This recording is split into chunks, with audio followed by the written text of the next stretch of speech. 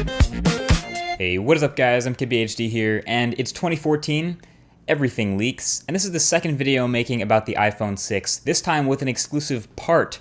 This is the front glass from the iPhone 6. Let's take a closer look. So a lot of you guys will remember the last video I did about the 4.7-inch iPhone 6 model, which a lot of you guys saw, but this here isn't a mock-up, this is an actual, straight off the assembly line, iPhone 6 part from Apple. And it's the entire 4.7-inch front panel of glass, including a sheet of sapphire crystal. So this is important. Because of its existence, we can basically confirm that, yeah, there will be an iPhone 6 with a 4.7-inch display. And we now know that this 4.7-inch model will have this sapphire display, not just Gorilla Glass. So there was some speculation that only a larger 5.5-inch iPhone would get the sapphire display, but now we know that rumor's not true. So what is so great about sapphire crystal? Well, it has a number of advantages over Gorilla Glass, which, like I said, is on the front of the iPhone 5S.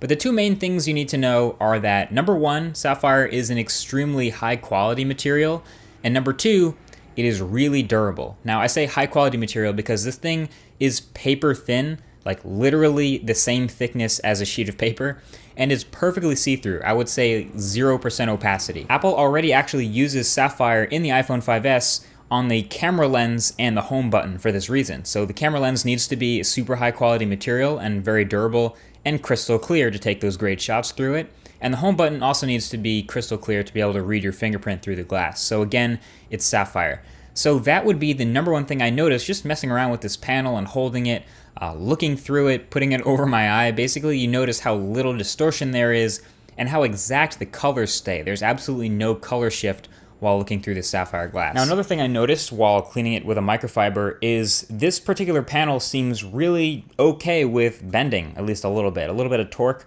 a little bit of flex, a little bit of give here and there.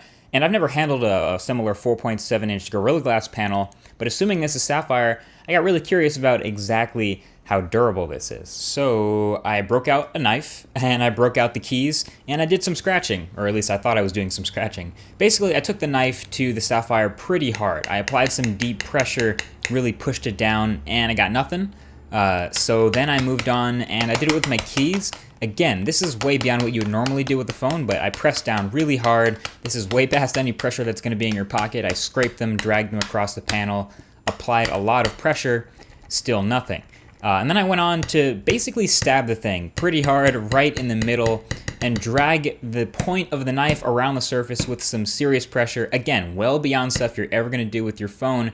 And I got no results. So clearly you don't need a screen protector here. And lastly, I tried to bend it.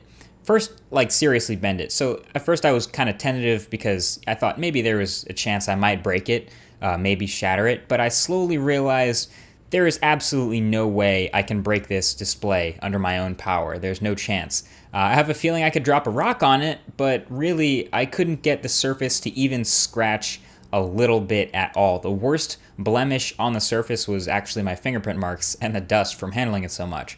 So it's not attached to a phone with a weight or anything, so I couldn't do a drop test or a corner impact test or any of the important stuff to see if it would shatter.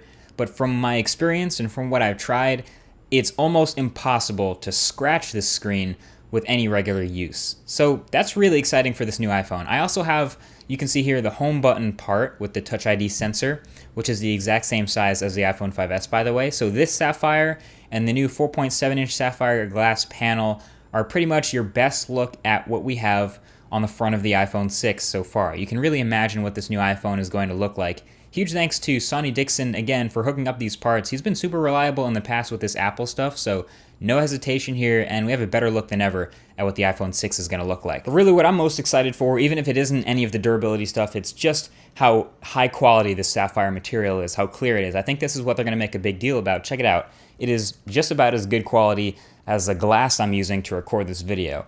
I don't know if that says much. I don't know if that's something that every front panel, again, on any smartphone will do, but it's something to note. This is an insanely clear, super high quality material, and I'm pumped for more phones at least, or to see the first phone to have a sapphire front panel. So anyway, this has been it. Thanks for watching. This is the front panel of the iPhone 6. Feel free to share this out, embed this, talk about it wherever. Ask questions on Twitter if you want to know more. Thanks for watching, and I'll talk to you guys in the next video. Peace.